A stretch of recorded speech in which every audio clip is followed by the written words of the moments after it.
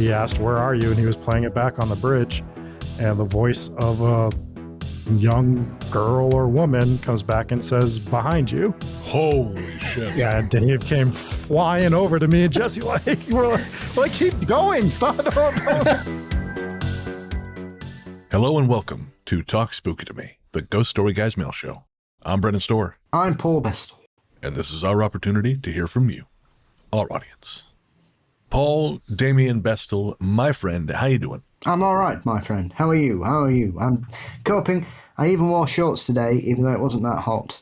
And by the end of the day, it was very hot. So I'm pleased with myself for not being sweatier than I should have been. I'm very proud. It's a big win today. Oh, man. I went into Toronto on Tuesday to go see a screening of Showgirls at the Review Theatre.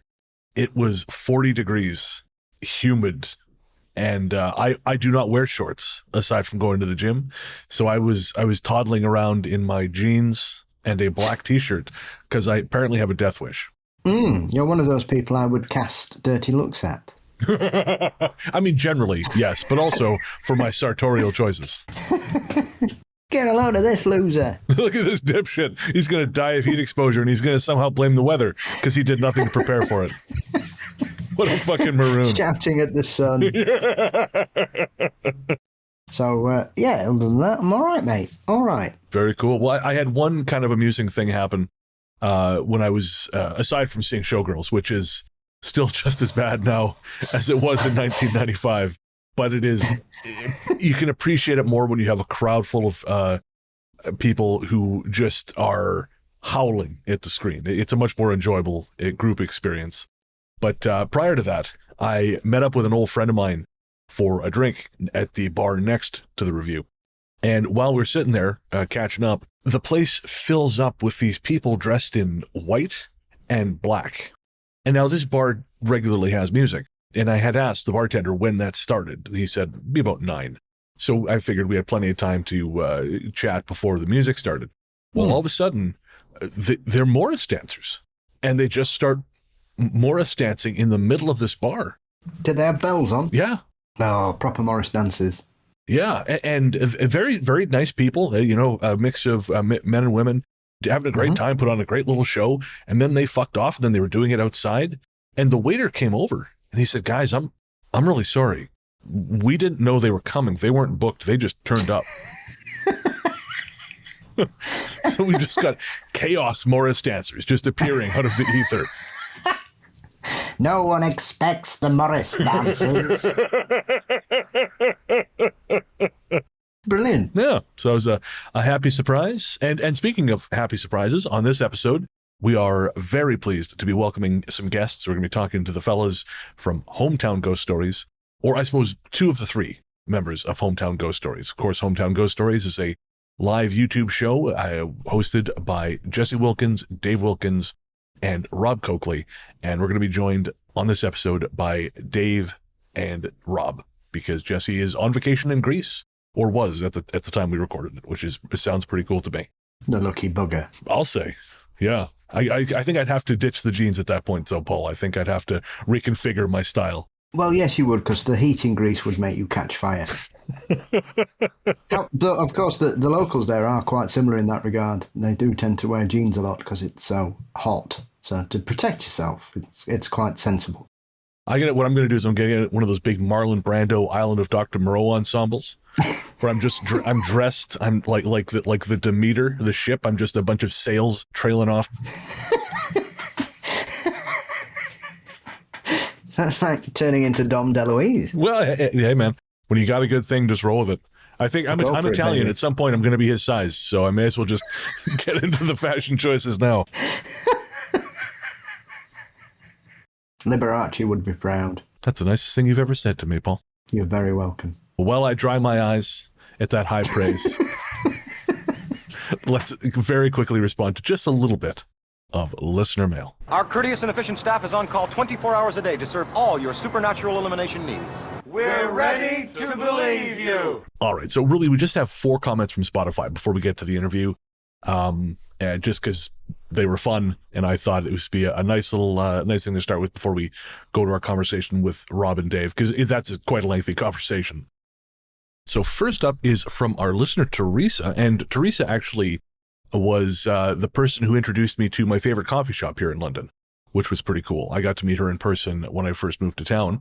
And coincidentally, I was able to meet two of our other listeners at that coffee shop on the weekend. They happened to be passing through on their way back to the U.S. And while they have asked me to keep their names anonymous, presumably because they don't want to be associated with me, we had a lovely time. I learned a lot about their particular hobby, which is super cool, very interesting stuff. And real privilege. But anyways, so Teresa says on our Alberta episode, because I mentioned that I had never felt more BC than I did talking about Bigfoot to that guy in a weed shop. She said, myself, after living in East Van for many years, I still felt like a London/Toronto kid. Then I found myself standing on the corner at Osgood Station in downtown Toronto in my skinny jeans, toque, fleece mech jacket, socks, and Birkenstocks. And of course, mech, for those of you who don't know, that's Mountain Equipment Co-op. They're a very West Coasty outdoors type store. And Teresa, I feel you, because I went in the other day. I thrilled when I found that my local corner grocery store had microgreens. So you know that the West Coast has fully infested your brain. Next up, we've got 3 from the Saskatchewan show. And the first is from Kay, who says, towards the 90-minute mark, the city in America that claims the Halloween capital title is Anoka in Minnesota. And they've shared the link, which is anokahalloween.com. And they say, love the show. So thank you, Kay. That is very cool. I knew it was something weird like that. That's where I was trying to think about the ghostly jogger. Oh, okay. Fascinating. Well, I had never even heard of Anoka, Minnesota. Capital of Halloween, don't you know? Like I said, in this world, you can just say whatever you want. We're the capital of podcasting. Woo! I'm the king of chest hair. It doesn't matter. That reminds me, I need my back waxing. See, I can't do that. I can do the skin cream and the shave of my head, but if I wax myself, I'm just going to look like Baby Huey, and no one needs that. Yeah, I find the pain quite therapeutic. Well, that sounds about right. I don't know necessarily what it says. It sounds about right. Yeah, everybody, they're always surprised that I don't scream. I find it, it's nice. That must be unnerving. Jesus fucking Christ. Here comes that guy from MASH again. Every time we pull off a strip of hair, he just goes, I won't talk. All right, buddy. Whatever you say. You can eat things that make a belly go puke. You drew first blood, not me. Okay, Raven. Yes. All right. So next up is from Mrs. B. Liquor. Now, is liquor like booze? And I'm saying this because there is an important distinction to be made given the content of her message. Very good. She says, we're living in a computer simulation. I'm so glad hubby and I got the upgrade so I can have multiple orgasms. Cheeky. Good for you, Mrs. B. Liquor. I'm happy for you. Enjoy those, because from what I understand, there's a lot of folks out there not having any at all.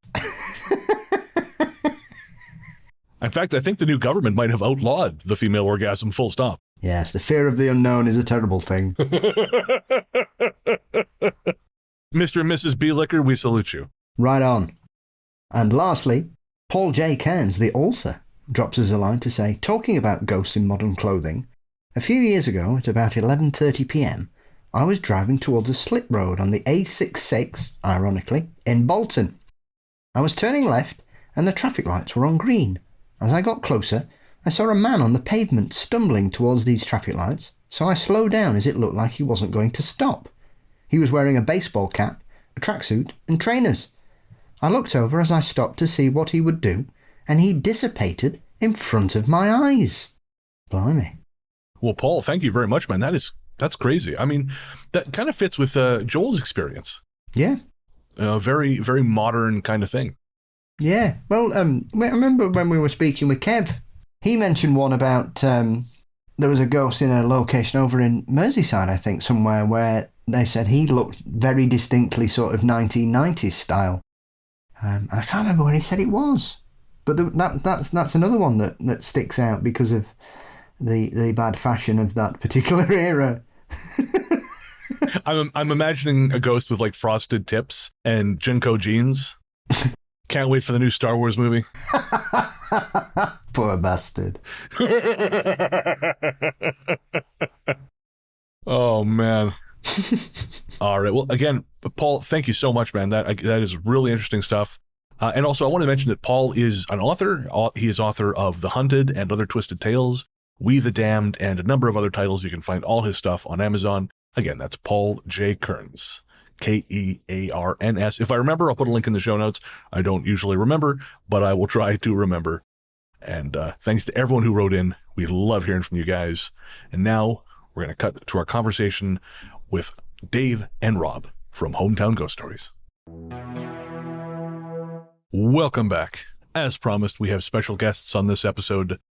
They are 2/3 of the hosting team of a fabulous YouTube live show, the minds behind Hometown Ghost Stories. Paul and I are here with Dave Wilkins and Rob Coakley. Guys, welcome to the Ghost Story Guys. Thank you for having us. Happy to be here. We're excited to be here. We listen to you guys as well, so it's a fun little crossover for our fans and yours. Hopefully, and your fans as well.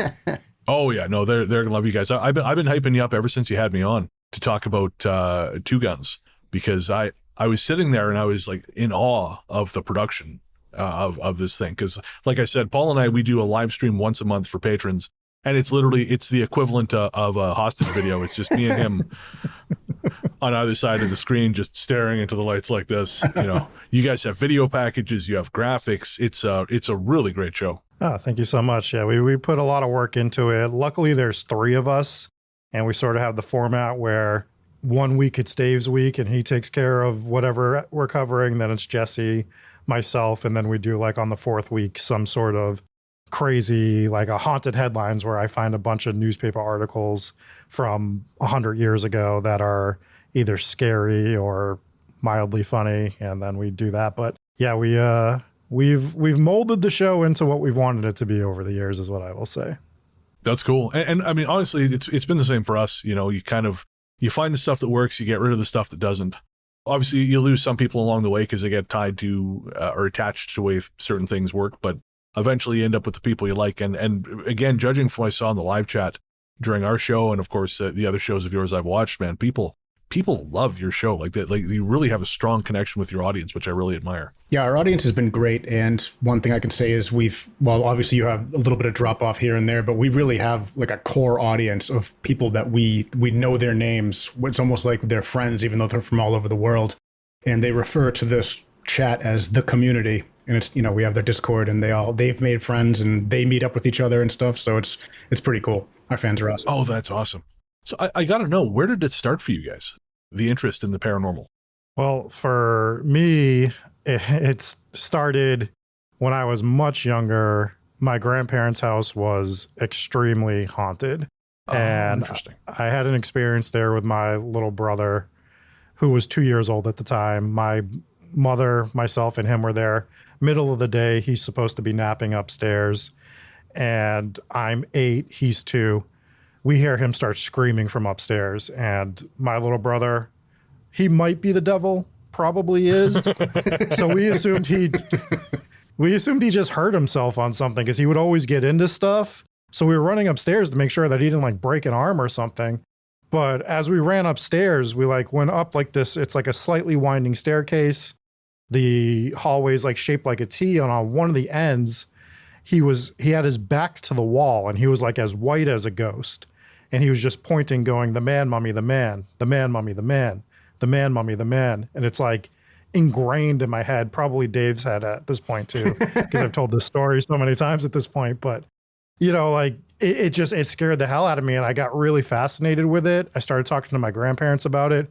They had heard voices. They had heard footsteps. They hadn't actually seen something like my brother had. And then years later, when the internet became a little bit more prominent, I started doing some history on digging into the history of the house. And the guy that had originally built the house, he moved over from Scotland. His name was John McElraith. And in 1949, when he was a bit older, one of his cows got out during a storm. He went out to chase down the cow, and he never came back. They never found his body. They don't know where he is. There's a lot of theories that float around town, but ever since then, that's like learning the history. It's because I try to tell people that hauntings aren't just hauntings. It's you learn so much history through the hauntings as well. And that just learning the history of that house and then being scared to death. And then I had to stay in that house by myself for 2 years. And Dave and Jesse would come over and rile up the spirits and then go home. And it was a nightmare. So yeah. So that's where it really started for me, I would say. Interesting. Dave, how about you? So for me, I've always been into horror, love horror movies, love Halloween and everything. So Rob one day was like, hey, I got this idea for a podcast. We're going to tell ghost stories. I was all in. So I was like, yeah, that sounds cool. Ghosts are, they fit right in with my interests. Although I was a heavy skeptic at the time, still pretty skeptical, but I am more of an open-minded skeptic now as we've evolved. And after being to, I don't know how many haunted locations that we've been to now, doing investigations and whatnot, I can definitely consider myself still a skeptic, but very much open to the idea. You're still a skeptic? I mean, no spoilers because we haven't released it yet, but you're still a skeptic after our trip to the Sally house? Yeah, I mean, I'll never not be a skeptic. I mean, it's dumb to not be skeptical. You should always ask questions. You should always try and debunk things that are I'm referring more to like, I was more like a blind skeptic before, where I just dismiss anything that didn't fit in my very narrow worldview. So I guess you could say my worldview has broadened since then. You were pushing it, taking 3 men to the Sally house, weren't you? Yeah. Yeah. That's a good point. I think so. And I don't want to spoil it, but when we release that episode, wild is all I will say. Oh, wow. Okay. Yeah. As long as you're all healed up, you'll be good. Yes. Yeah. It's the mental scars, chaps. It's the mental scars that'll stay with you. Yeah. Well, nothing happened that was like notorious to what was happening to Tony Pickman there. Like nobody was injured, but there was, maybe like emotionally injured. Dave was on the front porch questioning his existence after something. And I'm not making that up. That was literally happening. To a degree. Oh, yeah. wow. Yeah, it was really, like, I've never seen it. We've investigated dozens of places. We've seen all sorts of different creepy things, but I've never experienced something quite like what we experienced at the Sally house.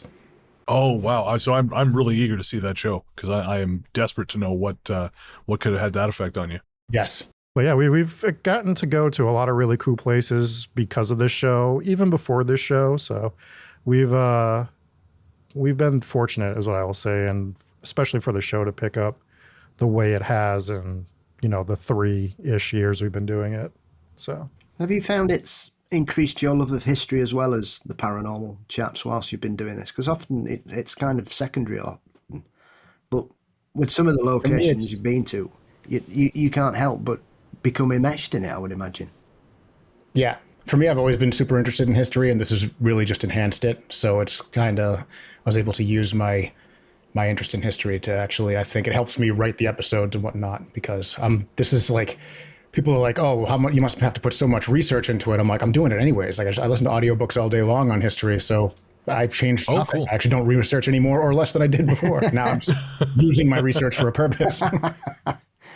Yeah, it's I'd say it hasn't enhanced it, but it's altered the way that I do that, because just for your listeners that haven't heard, the general format of the show is we pick one town somewhere in the world every week, and we cover either the one big haunting from there or all the other hauntings that occur in that particular town. So it could be, like if we did the Sally house, we did Atchison, Kansas.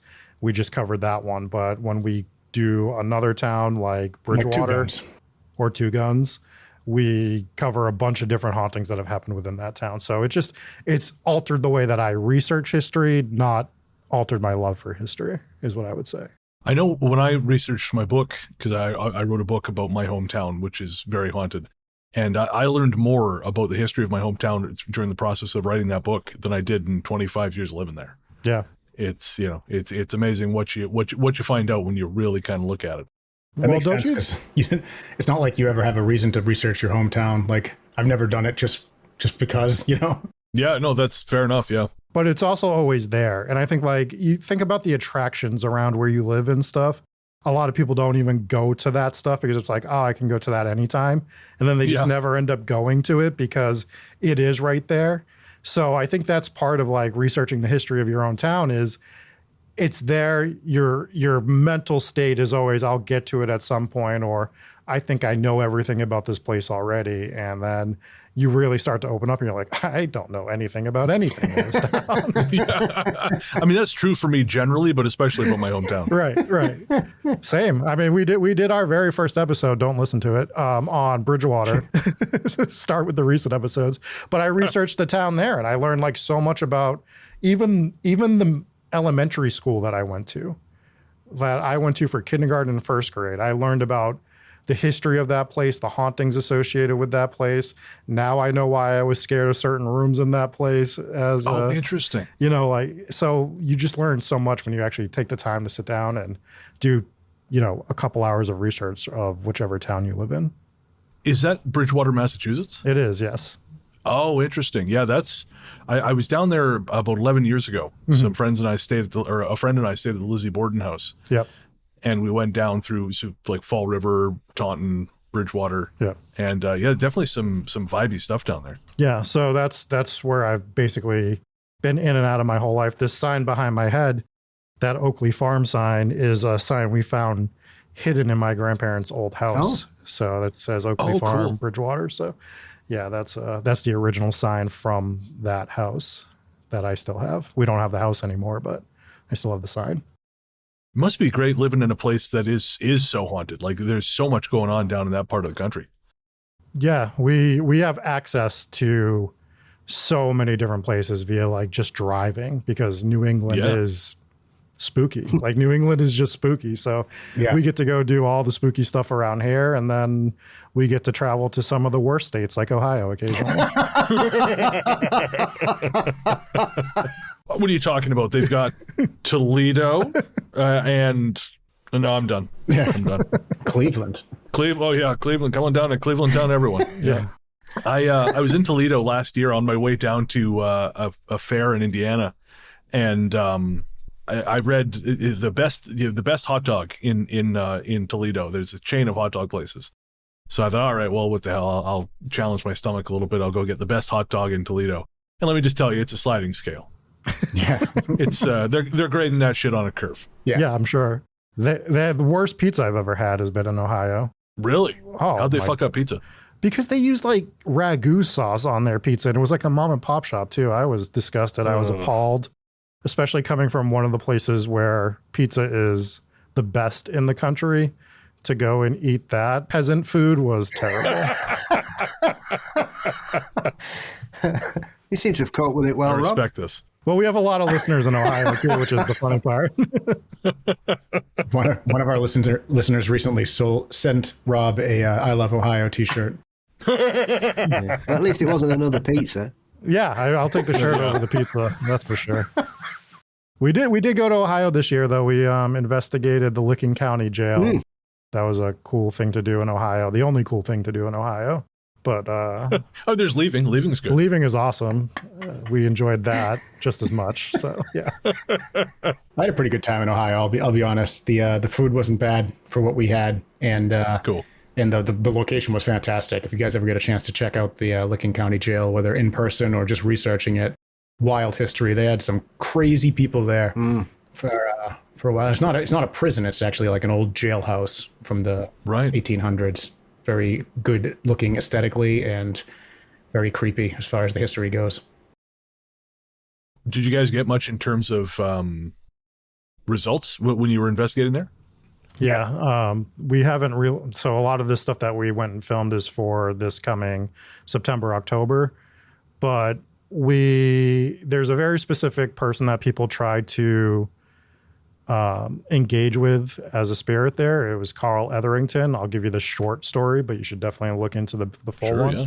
Carl Etherington was 17 years old, and he was a prohibition officer, and he went to this particular town and got into a fight with a bar owner and ended up killing the bar owner in a struggle. and the entire town got really mad. They were holding Carl in one of the cells at Licking County Jail, and a mob came, took him out of his cell, and hung him in the square of the town.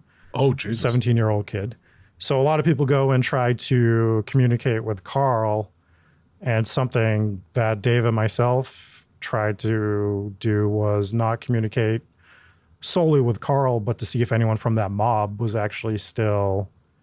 Oh, interesting. And I think we got some results that other people don't usually get. So I think that's the important thing when you're doing investigations too, is to somehow, we get so fixated sometimes on it has to be this person, right? Of course, yeah. And we don't always know that. So trying to find out if it's someone else from a big historical event, if it's just someone else completely, and trying to communicate with more than just one person, because I think that might limit your results on occasion when you're trying to communicate with one person and maybe that spirit isn't communicating that night or never is in general. Yeah. I remember when we were at Lizzie Borden, I was actually surprised by how much of the paranormal stuff they had there. And at one point I was talking to this fella who was who claimed to be a sensitive, and I kind of said, like, I feel like there's something here, but I don't feel it's got anything to do with the Bordens. And he goes, no. He said, I don't think it does. He said, I think people just come here with that expectation, and there's something that is reacting, but it's not related to the family. Yeah, I knew a psychic medium years ago who went to the Lizzie Borden house looking for Lizzie Borden, and she said that she connected with spirits, but said there was no spirit of Lizzie Borden there. Fascinating. Okay, so interesting. Third-party verification. That's pretty cool. I suppose it's difficult when you've got a location like that that's so entrenched in the historical incident that occurred. Valeska's probably another one that springs to mind, that people will... Yeah, we just went there too. Yes. Oh, sweet. Will automatically presume that it would be whatever it is. But I mean, I didn't know much about Valeska till about 3 or 4 years ago. And then I opened this whole can of worms about this massive spate in that particular location of people being murdered randomly by axe murderers. And it's crazy when you start looking at how many there were. Valeska is the tip of the iceberg, isn't it? Yeah, that is that was one of my main places I've always wanted to investigate. I've been fascinated with that case for years and years and years. There's just so much. I mean, I don't know if you've read The Man from the Train, but that is a phenomenal book on that particular case. And they really break down a lot of the other murders throughout the country that have happened in that aspect. So that's a really good book, but I was dying to go there, forgive the poor usage of words. But we got to go to Valiska, and boy, is that town small. It was a postage stamp, probably like 10 roads. You drive in, there's a Dollar General, there's a gas station. That's pretty much it for stores. And then there's the Valiska house, and it was everything I wanted it to be, and just as scary as I thought it would be. So, yeah. Oh, cool. Yeah, but if you ever get a chance to go, highly recommend going to Valiska. Yeah, they just don't know anything about coffee in Iowa. Oh, this was a weird experience that I had no idea. We're from New England, so we're used to coffee. I drink my coffee black, but it's pretty common for most people to get cream and sugar in their coffee. That sounds like a normal thing, right? I'm sure your listeners would agree. Cream and sugar, normal thing in coffee. I want to say ever since the 50s, that's just a thing. Like that should be part of your language around the word coffee. Yeah, apparently not. Rob, tell them your story. I ordered a mocha iced coffee, which they had on the menu. And I said, and can I get sugar in that, please? And the waitress took a step back and looked at me, and she goes, do you mean chocolate syrup? And I go, no, I mean sugar. And she goes, chocolate syrup? I go, whatever you think it means, you just do that, because I am otherwise frightened by whatever other results may end up in front of me. That was in Malvern, because we did Malvern Manor, but yeah. Yeah. Man alive. Yeah. Jesse ordered his coffee black, and she didn't know what that meant. So that was the other thing. She's like, you mean just with milk? He's like, oh, God. How dark's this milk? Is it dragon milk they use there, Dave? I know, right? Sometimes it's not just the locations that are scary.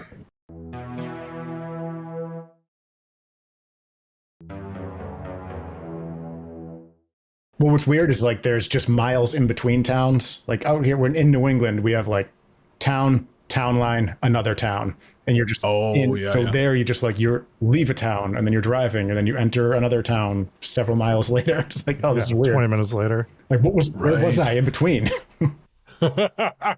It's funny, actually. I grew up that way because I'm living now in Southern Ontario, so it's the same thing. It's like town, county line, town. It's one after the other, more or less. Yeah. But I grew up in a little town in the mountains in Western Canada, and the nearest place to the west is 45 minutes away, and the nearest place to the east is 90 minutes away. Oh, wow. And north and south both dead end in a dam. So I got used to there being nothing. It's actually, I'm a little suspicious when I just keep seeing towns. I'm like, what are you guys hiding? Yeah. Well, we're hiding nothing because there's just another town. It's literally right there. There it is. So the other quick thing about Iowa quick story I'll tell is we went to dinner one night and we walked in. It was a Sunday night. The bar was completely empty. There was one couple in a booth. And one bartender looked at the other and wasn't joking, goes, "This is the busiest I've ever seen it on a Sunday night." And I was just like, all right, man. So that's the party town, is it? That's Iowa. It reminds me of those, sometimes you see those stories online where people like walk into a restaurant and it's clearly a front. Yes. And they just like, oh shit, someone's here. What do we do? And it just seems like you found the one Amish mob bar in Iowa. We had a Chinese restaurant here that there would only be one car in front of it. I didn't know anyone that ever ordered from there, and it was open for 30 years. I'm like, what are you actually doing in that place? Because it ain't serving food. Lots of men. You're wandering. Yeah. Just a quick aside. I was once walking back on the West Coast, and there was a place called, I probably shouldn't say the name, but it was something fire and safety. And I looked through the window, and it was a very narrow little shop. There was one high-vis vest just in the window. There was one little stop sign kind of leaned against the wall. That's it for safety gear. And then there was a desk at the very back, a wooden paneled wall on the left and right, and the very back wall was an enormous glass etching of a dragon. And I thought, I don't think you're selling safety. No. Probably the sign on the back door that said "Send in the GIMP" that gave it away. I told a friend of mine about this place. So she had her own business at the time, so she actually went in there, and she said there was like an ancient fire extinguisher and one or two other pieces of random safety equipment, and this enormous muscled Chinese guy behind the counter with snake tattoos all down his giant arms. Yeah. And she said he was terrified that she was in there. She's like, I'm just looking for some fire safety equipment. We're low on stock right now. Yeah. You should go. And they were gone within 2 weeks. Yeah. Amazing. Yeah, if you're going to have a money laundering establishment there, you should probably make it more convincing, right? That's it. Yeah, make it like a private club or something. Yeah. Like it's fine, but yeah. I used to work for a dispensary, and everything we did was in cash because it was kind of gray market. And I know the GM, she used to have to deposit all the cash at the end of the night. And she said there would always be these crowds of people kind of all lined up to do their furtive cash transactions with giant wads of cash. And I'm like, yeah, no, that's probably fire and safety. Shit, I said the name. That's fire and safety mixed in there. Great. At least a new. So if you disappear now, we'll know why. By the end of this podcast, there's going to be a giant Asian man with snake tattoos just standing behind you, just like this. I guess that's the end of the show, guys. Yeah, that's it. Wearing a high vis. Yes. Yeah. At least the New York mob did nice pizza as well as heroin under the counter. You know. Right? Yeah, right. Come for the heroin steak There for were the standards. pizza. That's right. A lot of those places are still like mob owned. You wonder if where the mob kind of fizzled out a little bit. They're making so much money on the pizza because it was really good. It's just like, we'll go straight. Yeah. Well, we were laughing a couple of, I don't know, it's probably about 6 months ago. I watched this documentary about a couple of proper mafiosa from Italy who had been on the run for ages. And one of them was arrested after 29 years in France, and he'd become a pizza chef. That was his front. He was basically like this award-winning chef in the south of France. You don't want to be award winning. You got a middle of the road, man. He was too good. You can't be that good. You So good at killing people. He thought, right, now I'm going to kill pizza. And people are going to want double this. award. Yeah. And then got arrested. That's a bummer. Weird. They got pictures of the top Hitman Award winner, and then the top Chef Award winner. They're like, oh, these twins. These things are looking pretty similar. Yeah. Just spinning a pizza in one hand, rotating a gun in the other, and don't get those mixed up. I mean, you guys, obviously, New England also is very famous for some of the wonderfully weird cryptids you guys have got around there, from the Dover Demon to one of my favourite sea monsters, Glossy, out in Gloucester, which is probably the best recorded one. Do you guys have any particular favourites? I know obviously with Bridgewater's got its pugwudgies and things as well. So there's a lot going on in that particular area on top of all your haunted histories. Yeah, well, Dave is actually a pugwudgie, so that helps out the show quite a bit. We dip our toe into the cryptid because we do like side content episodes, but we haven't fully gone there yet, is what I would say. Dave, could you elaborate on what I'm trying to say here a little bit better? Yeah, we do mostly ghosts, but we have dabbled in the cryptids. When we investigated one of the locations in the Bridgewater Triangle, or just adjacent to the Bridgewater Triangle in Middleborough, we definitely went out and tried to find a pukwudgie unsuccessfully.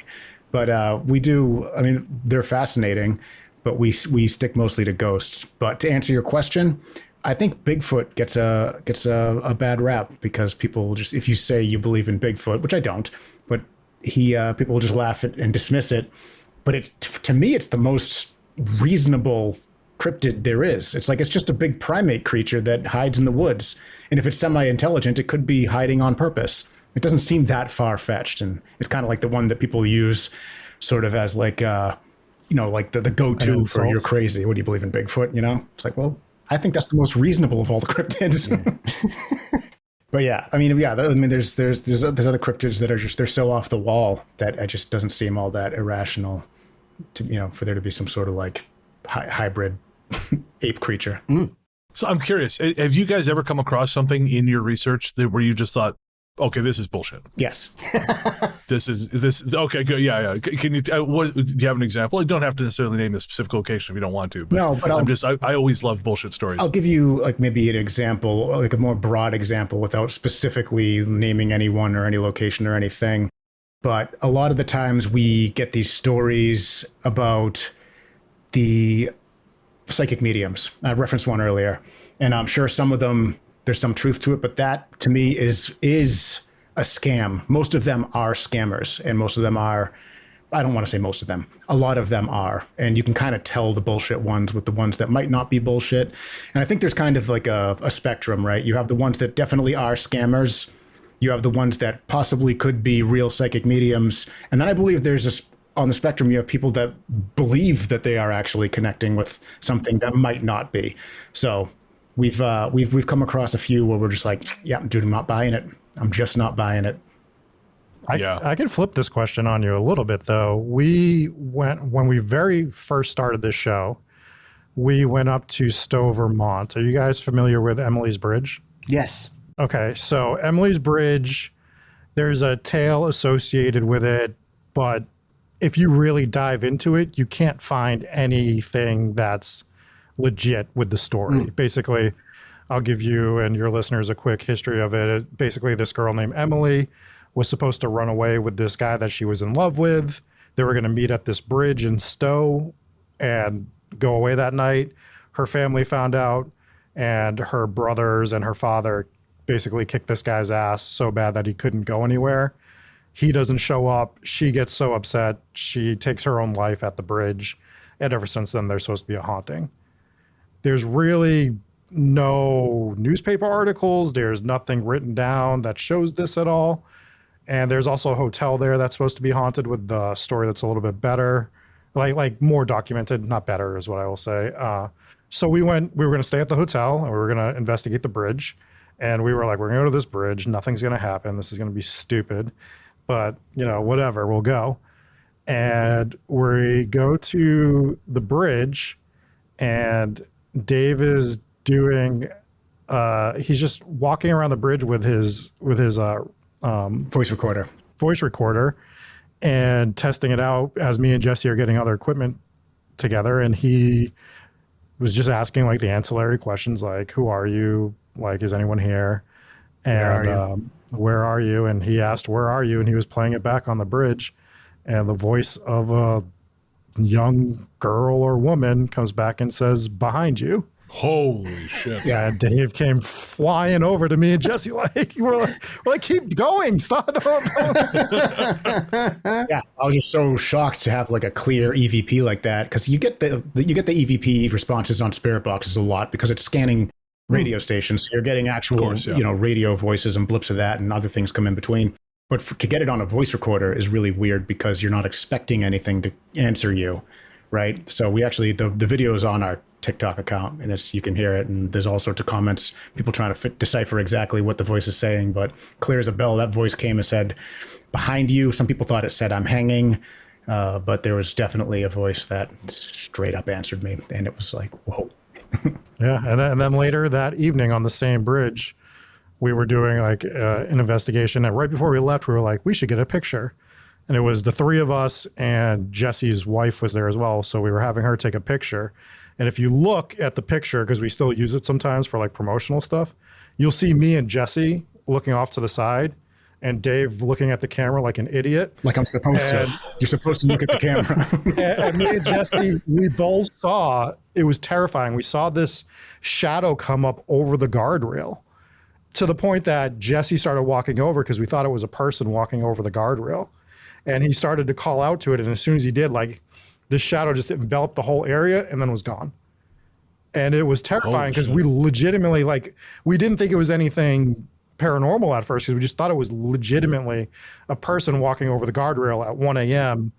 in Vermont in February, which made no sense because it was freezing.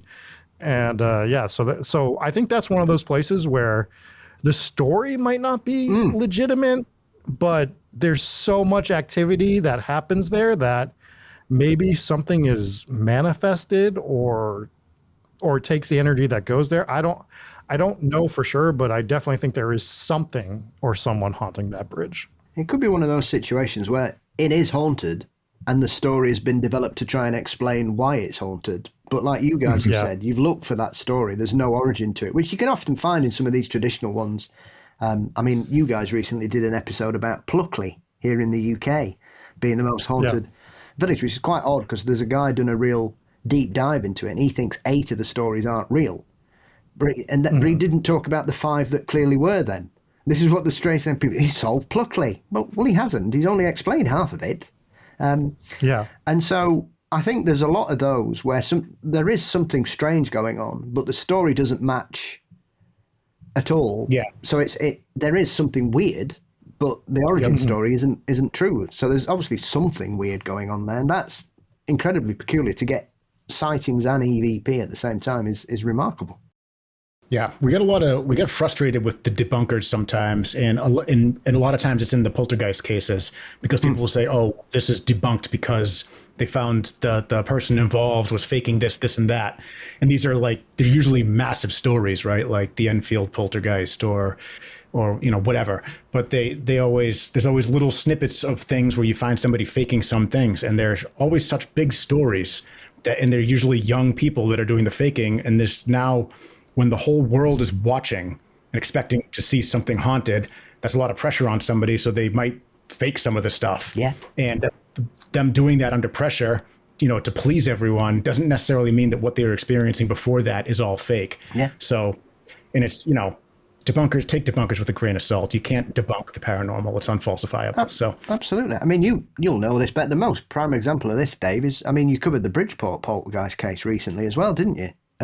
And that's a couple of years ago. That's another prime example of that exact sort of debunking, saying that well, she told 2 policemen who'd never been in the house before that she was doing it to see what had happened, and they went, right, that's it, it's clearly a fake. And the hundreds of witnesses who could see the fridge spinning around in the kitchen.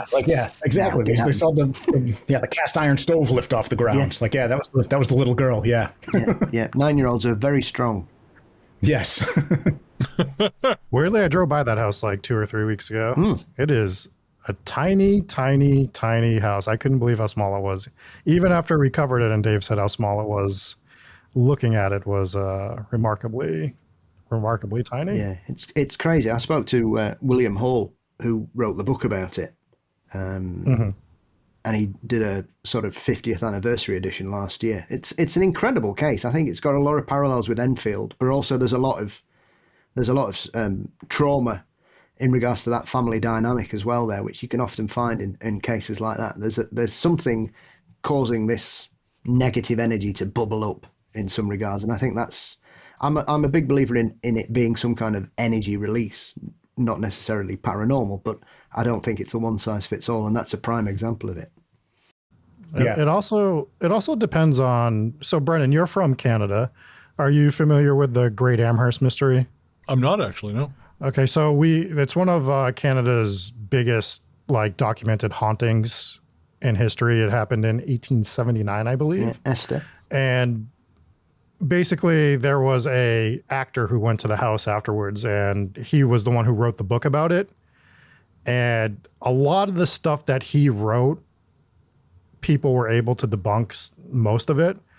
But I still think that there was a haunting that started there. So I think that he embellished a ton of it to sell a book. And that's another tragic thing that happens in these stories is someone's trying to capitalize off of it.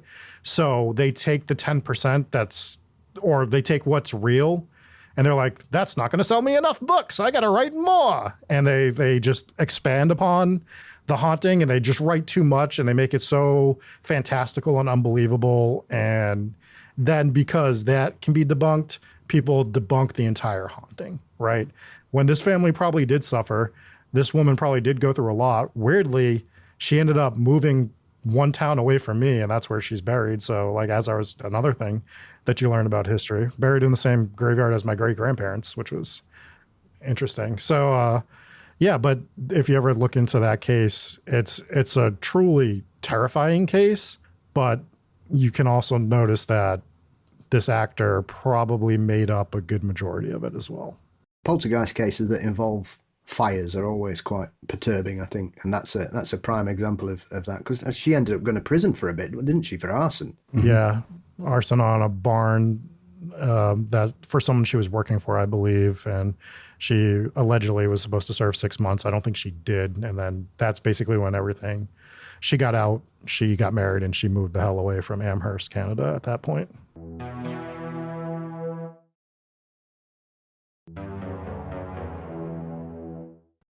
I saw a weird stat that said the majority of people who live in Canada live south of Maine in the United States. Oh, yeah. I mean, it was right. Yeah, because Toronto is quite far south, and I think Toronto is probably our biggest population center, if I'm not mistaken. Something like that. But yeah, I thought I found that fascinating. I had to go look at a map. I was like, oh, maybe, I guess. Oh, God. You looked at a map? Yeah, I did. Dave is famously not great with geography. Yeah. I sometimes find myself truly perplexed by geographical and we went to Hinsdale, and he couldn't believe that Buffalo was near Pittsburgh or something like that. I'm just picturing in my head upstate New York near Canada, and I'm picturing we drive 5 hours south to get to Pennsylvania, and we drove 5 hours north to get here. I'm like, how does that make sense? But it's weird shaped. I don't know. Yeah, and then I was baffled that Nashville, Tennessee is in whatever the central time zone, but Michigan is in Eastern time zone. I was like, wait, how does that make sense? I'm with you there. If maps are your weakness, time zones are mine. Yeah. I am helpless when it comes to time zones. The number of times we've had guests on, and I've fucked up the time. Yeah. And Brandon Schecksnyder, who's actually you just had him on yesterday or Tuesday. Yeah. The very first time he ever came on our show, I forgot that it was daylight savings that the UK hadn't changed yet. So he got there an hour early. Thank God he was in a good mood, because we just he very graciously hung out for an hour with me. And till Paul turned up, messaged me, said, "Where are you?" Like, well, I said, "What are you on about? It's 7:30." What are you talking about, man? Not due on for another hour. I'm out in the world, dipshit. I don't know what you're gonna do, but it's not talk to me. I'm walking the dog. What's the matter? Well, we all know that Eastern Standard Time is the dominant time zone and the only one that is truly recognized by the world. So Thank you. That's because of the New York Stock Exchange. yes, and because we're from Boston, so we can't let New York one up us, Dave. What are you doing? The cultural powerhouse that is Boston. Yes. The worst city in the country, but we didn't say that. We love Boston. We're from the area. We will defend it to death, We will. but we hate it so much. That's fair.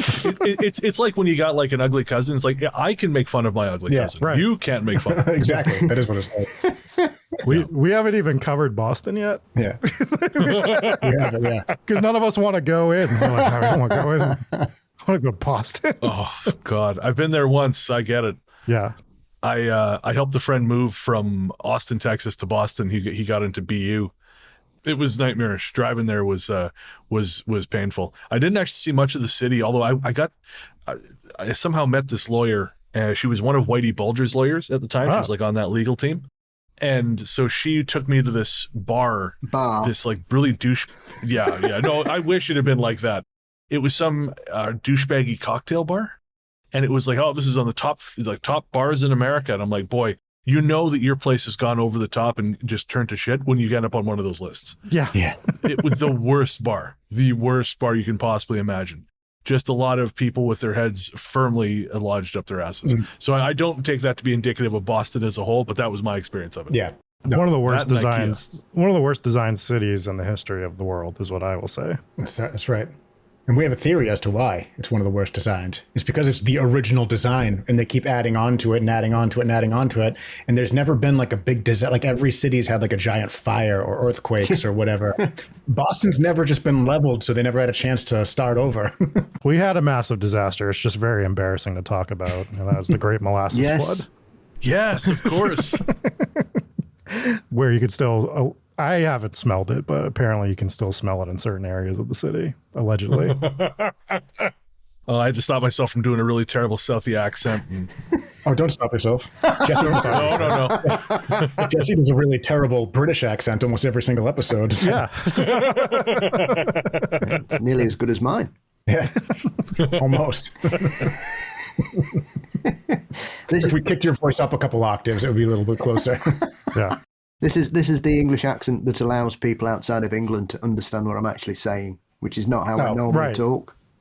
Oh, can you give us an example? Well, I'm from Yorkshire, so our accent's quite tough. So so usually like that's the Cockney accent, right? no, that's London. That's East End of London only. So Gotcha. Obviously here in Yorkshire we've got 5 different versions of the Yorkshire accent because depending which part of Yorkshire you live in, they're all slightly different. So I live in South Yorkshire, so we say things slightly different. So like if you say hello to somebody here, we go, "Hey, you all right?" And if they go in, you say, "Sit there." Yeah, that's like a different language. That's not a word. What are you saying to me? "See you later." "All right, kid. Ta-da." Or if somebody says something that surprises you, you'll go, "Well, I'll go to the foot of our stairs." What? I've been working with you for 5 years. I never heard that. Or if you called on a friend at school and wanted to know if they were up for going outside and having some fun, you'd knock on the door and say, "Are you laking?" Are you leaking? Laking? Are you laking out? I feel like a girl would punch you if you said that. So that's us. So that's, and if you drive 20 miles down the road, they talk completely different in Derbyshire and so on. Most counties have a different accent. And depending where you're from, like a Cockney and a Geordie will probably not be able to understand a word each other says to each. That's funny that they're such like the accents are so different, whereas England's not that big compared to like where United States. We'll travel all over. You get a Southern accent here and Midwestern accent over there, but they're not like I haven't come across somebody that I couldn't understand what they were saying because of the accents, and it's like obviously like a much bigger area. So it's just interesting. Absolutely. If you get the chance, chaps, I recommend trying to listen to a really heavy Geordie accent and see if you still think they're speaking English. Yeah. Well, we're hoping to go over there next year to do some investigating. So, cool. Maybe we'll brush up on our telling people to stop leaking. Or whatever. We'll have to send you an email. We probably will end up closer to York because just because we want to do the northern part of the UK because we want to see if we can maybe hit Scotland too. Yeah. Well, if you're literally 4 hours drive away from Scotland. That's how small we are. Which is nothing. Yeah, and York's incredible. It is not only for your ghosts and your history there, but it's just an incredible city. It's beautiful. There's so much to do, so much. I mean, they've got 366 pubs in the city. Hell yeah. So it's great. You fall out of one into another. It's remarkable. So I'm sure you chaps will have something. So have you got anywhere on your hit list on this planned trip, hopefully? Yeah, we're targeting. It's actually, I think it's in York, and the name of the town escapes me, but it's like the popular one that everyone goes to because it looks so. Rob, do you know what I'm talking about? No. I don't know what you're talking about. My wife would know, but she's not here. So we want to do castles too, because that's one thing that we definitely don't have over here is like legitimate castles. We have fake castles, which don't count, but we want to go to like an old ass, amazing, cool castle and do an investigation. Well, so. if you get it all planned in and whatever, and tell me where you're planning on going, I'll try and point you in the right direction of some incredible places. If you want, chaps, I'll be happy to give you a couple of notable locations you can go to, because like you said, there are so many places here. There are like abandoned castles, and I mean, our nearest one here, because Sheffield Castle got blown up during the English Civil War in the 17th century, so there's not much left of it. But that's cool though. But there's another one, I don't know, about 20 miles away, Bolsover Castle, which has a ghost, and that's incredible. That's open to as most of them are open to the public. So when you know when you come in and where you're going, let me ping us an email, and I'll see if I can give you a list of sites that might be of interest for you all. We'll do. Absolutely. Bamborough Castle is one that we'd want to do. Bamborough, yeah. I've played golf next to Bamborough Castle. It's beautiful. And we can have a couple drinks, and then you can let that accent slip, and then we'll just nod on as you say some things. And you'll be struggling up there because they're all Geordies. They're all like, "Why, aye, lad, or eat there," like that. And you go, "Yeah, Can't wait. yeah. sounds great." Well, guys, this has been a blast. We could keep you here forever, but we should probably start winding it down. I am curious though. Aside from going to the UK, are there any other spots that are on your list of places you desperately want to investigate? Yeah, it's our Discord channel has a live list every time we say that this is right at the top of our list. Cool. It's about 400 locations long. So, Holy shit! I mean, if I had my dream location though, my dream country, I really want to go investigate somewhere in Japan. That is interesting. That is like the top of my list. Is I don't even care what location. Get me to somewhere in Japan to investigate, and I will be in heaven. Prime Minister's house maybe in Tokyo is supposed to be extremely haunted. One Prime Minister refused to live there. Really? I'll have to look into that one. There was a school in the middle of the woods that you have to like hike 2 miles to that we covered that I think would be really cool to go investigate as well. And I really want to do a haunted abandoned amusement park. That's the other thing I would love to That would be pretty sweet. do. So there's one in West Virginia that we might go do at some point. Lake Shawnee, if you guys haven't covered that, that's a pretty interesting story as well. It's a new one on me. They should convert it into Mothman land, surely. It doesn't touch that story at all, which is weird, but it's got some history, some legitimate history if you look into it. We covered it a couple months ago. Mothman is my favorite cryptid, by the way. I don't know if I answered that earlier. So, Excellent choice. Oh, nice. Love it. Yeah, I've just done a chat with Ken Gerhardt about his new book about Mothman. Yeah, great stuff. that's awesome. Oh, hang on one sec. Shambles Street. My wife just texted me. You familiar with Shambles Street? Yeah, Shambles is in York. Yeah. The Shambles. It's a very long. There's actually a ghost shop on there where you can buy a specially created. They have like a designated ghost of the week that they build. People come from all over, like Europe, Japan, and they queue because you've got a limited time to get in there. So if you get the chance and you drop on, it's definitely worth it. All right, guys. Well, again, thank you so much for hanging out with us. This has been an absolute blast. Our guests have been Rob Coakley and Dave Wilkins, two of the three hosts of Hometown Ghost Stories. Guys, where can everyone find you online? You can find us on any social media platforms. You can also find us on YouTube. We go live every Tuesday night at 9 p.m. for a new episode. So you can join the chat if you're interested in hopping in and hanging out and talking about Ghost. And if you really want to find us and you live in New England, we haven't announced this officially yet, but October 24th, we'll be doing a live show at Barrel House Z in Weymouth, Massachusetts. So cool. If you want to come hang out, hear about some Ghost, we'll be doing it live again this year. All right, folks. Well, again, check out Hometown Ghost Stories. It is so much fun. It is a great show.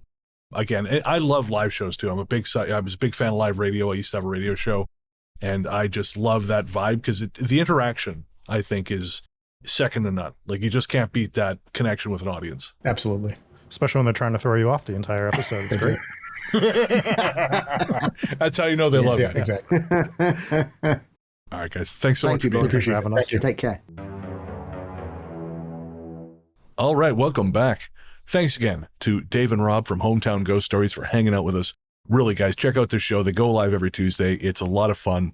They're very responsive to the audience, which I love. That's the thing I miss about doing shows live, is just having that responsiveness with your audience. And they were a ton of fun to talk to. Yes, great fun. There were a couple times where they were like, "Oh, hey, so you know such and such, right?" And I had to be like, "Nope, I have no idea what the fuck you're talking about." Thankfully, you did. Hey, well, you know, it's all in there. Sometimes it takes a while to come out. Paul Bestel, saving my ass since 2020. And I'll do it tomorrow as well. I'm very lucky, my friend. And where can everyone find you online? You can find me as Mysteries and Monsters across most social media networks on all good platform I can't even talk. An all good podcast. What hell's going on here? Do you smell burnt toast? Not today. You can find me as Mysteries and Monsters across most social media platforms and also podcast sites everywhere. Fabulous. I'm Largely the Truth on Threads, Instagram, Blue Sky, and Letterboxd. You can find my horror fiction show, Fear Daily, everywhere fine podcasts live. Of course, it would hardly be a Talk Spooky if we didn't play a new musical track. And this time around, we did talk a lot of shit about Ohio, but to prove to our Ohioan listeners that we do indeed love you, we are presenting another track from our friends at Punkerton Records, who are based out of Columbus, Ohio, and that is Nothing to Lose by the UK pop-punk band Goldstate. Though Goldstate is new, its members Ben on vocals, James and Jez on guitar, and Amy on drums are veteran touring musicians from many other projects. And speaking of veterans, on this track they are joined not only by Jarrett Reddick, vocalist of the band Bowling for Soup, but Thomas Nicholas, a musician and actor whose name you will recognize from classic 90s films like Rookie of the Year, A Kid in King Arthur's Court, Radio Flyer, and of course, the American Pie series. If you're a fan of early 2000s punk like I am, this will resonate with you. It is a lovely aspirational song that I really think you're going to enjoy. And if you do enjoy it, make sure to check out Goldstate wherever you stream your tunes. And you can purchase the track for $1 by going to punkertonrecords.bandcamp.com or by following the link in the show notes. All right, folks, thank you so much for listening. Also, thank you so much for sending us emails, commenting on YouTube and Spotify. We are going to be having guests on the next Talk Spooky as well, but after that, we will be doing a full mail episode, and we love hearing from you. So we will be back next week with episode 218, but until then, we will leave you with Goldstate featuring Jarrett Reddick and Thomas Nicholas, and Nothing to Lose.